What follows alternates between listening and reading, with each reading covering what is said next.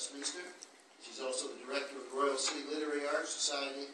She's going to present a summary of her activities as being our poet laureate. And I've read this beforehand, and I have never seen so much done by one person in a length of time. So please share that with the audience. That's my pleasure. Thank you for having me here to let people and everyone know a little bit about what I'm doing. Since my appointment as New Westminster's Poet Laureate, I've made it my personal mission to raise the visibility of literature in New Westminster locally and the visibility of New Westminster as a literary global entity. I founded Poetic Justice in July 2010. It's a weekly reading series that takes place on Sundays at the Heritage Grill. And in 2011, I founded Poetry in the Park. That's a summer reading series that runs annually in July and August on Wednesday nights at the Queen's Park Band Shell. At both of these events, we have local poets featuring and also poets coming in to feature from not only the greater Vancouver area, but also from Vancouver Island, Bowen Island, the Sunshine Coast, and as far away as Saskatchewan, Ontario, Oregon, and California.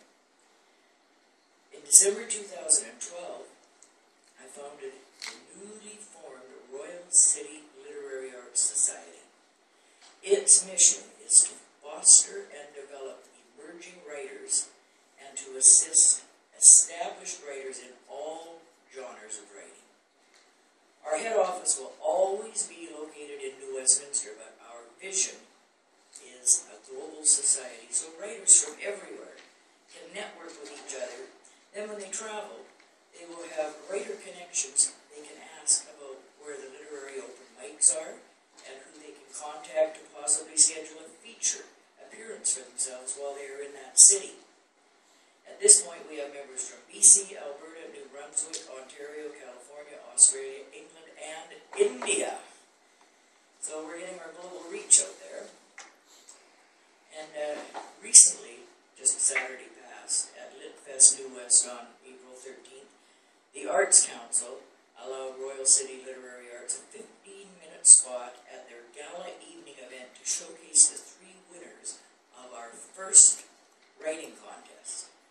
Antonia Levi from New Westminster won the Fiction Award, Johnina Lynn Curtin from Coquitlam won the Poetry Award, and Corey Levine from Victoria won the Non-Fiction Award. They each read their winning entry and each received a framed certificate and a check for $100. They did us proud reading their well-written and very interesting winning compositions. The Arts Council also had tables reserved for us at Marketplace in the afternoon and volumes of authors' book signings in the early evening before the gala event. I also presented a workshop at LitFest Vision and Verse, which was well attended with great audience participation. On the book scene, I've compiled, published, and launched 2 Royal City Poets anthologies showcasing 25 New Westminster poets.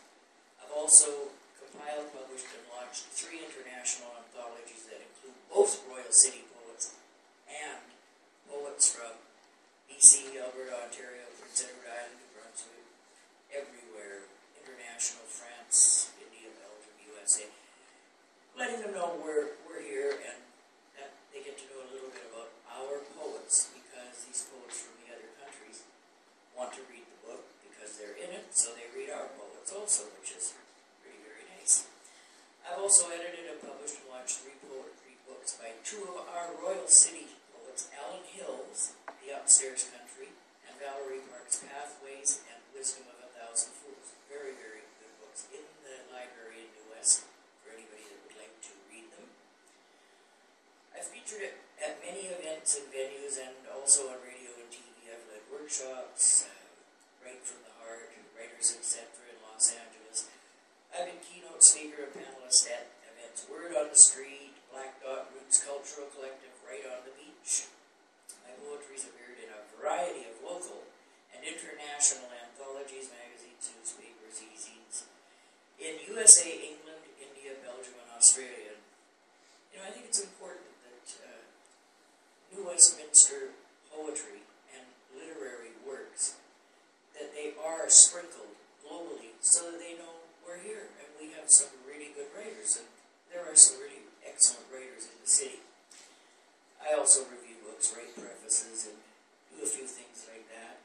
And I was very, very fortunate indeed. On March the 23rd, I received the Writers International Network's Distinguished Poet Award for 2013, which was a very, very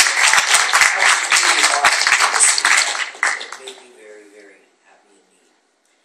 Every year I organize National Poetry Month for the League of Canadian Poets, and this year on April 8th at New West Library, I had featuring at this event London, Ontario Poet Laureate Emerita Penn Kemp, myself, and Manolis, an award-winning Greek poet and translator. It was an excellent event. In 2012, I was fortunate enough to be asked to judge for the League of Canadian Poets the Jessica Stursberg Youth Poetry Awards, and this year the League's asked me to write a paper and present it on Order of Canada recipient and my actual mentor, the late Fred Cogswell. They've asked me to present this at the League's Feminine Caucus annual general meeting in Toronto in June of this year. And if I'm not able to get back there, they've made arrangements that if I can't make it, I can choose someone to read it for me back there. So I'm not quite sure if I'll make it, but if not, my paper will be read. Currently, I'm working on putting together my lineup of features for Poetry in the Park for 2013 and scheduling contests, workshops, blue pencils, translations, and panels for the Royal City Literary Arts Society. We want to have one a year. I'll be working on editing and publishing and launching the next Royal City Poets Anthology 3 and the next International Anthology 4, which will be out before the end of 2013. But most importantly, I will be continuing my quest to escalate the visibility of our Royal City, New Westminster, on the global literary scene. And through my endeavors with the Royal City Literary Arts Society and the board of the Royal City Literary Arts Society, social media, personal performances, and networking with writers, letting the world know that we are here and we are fast becoming a driving force in the global literary community. And all in all, I have to say it's been a very busy but thoroughly enjoyable 3 years as Poet Laureate, and I am looking forward to the next 3 years. In closing, I thank the City of New Westminster, the Arts Council New West, the New West Public Library for their unwavering support, City Council. All I can say is thank you, New Westminster. And I'm going to finish up with a poem I wrote recently that I'm sure will hit home with many, many people. It touches on something that affects most of us in some way during our lifetime. The poem is titled Dried Flowers of Youth. Dried flowers of youth, crushed between pages, forgotten utterings of ancient sages, a whisper and scream and the drama between, then life unraveling at its seam. A young man running through early chapters, hobbling toward final ever afters. Slowly you're slipping and sliding away into another world of yesterday. Time catching up with her elusive prey. You leave this world more every day.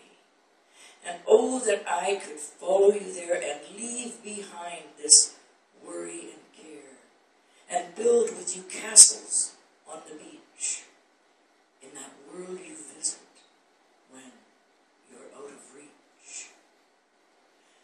Whispers and memories of your sweet song, when you were young, when you were strong, before the years made your bones ache, before your hands started to shake, before you had to be wheeled in a chair, before time left you nothing dried flowers of youth are crumbling now, gracing the stage in their final bow.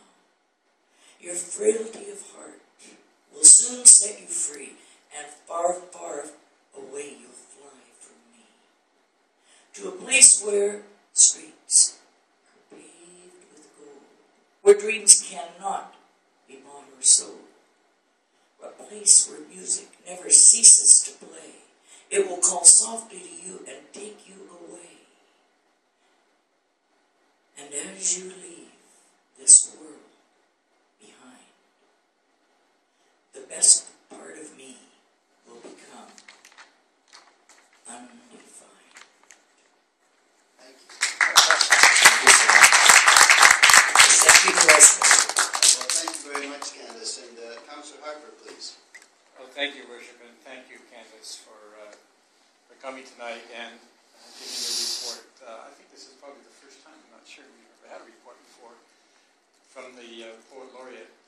And the reason we did this because we got your report in the Arts Commission, and when I took one look at it, I was like, Mayor Wright, I couldn't believe my eyes in terms of the kind and breadth of work and advocacy that you have personally, basically on behalf of the city, because everywhere you go as the Poet Laureate, you can't dodge the fact that you're the Poet Laureate of the city.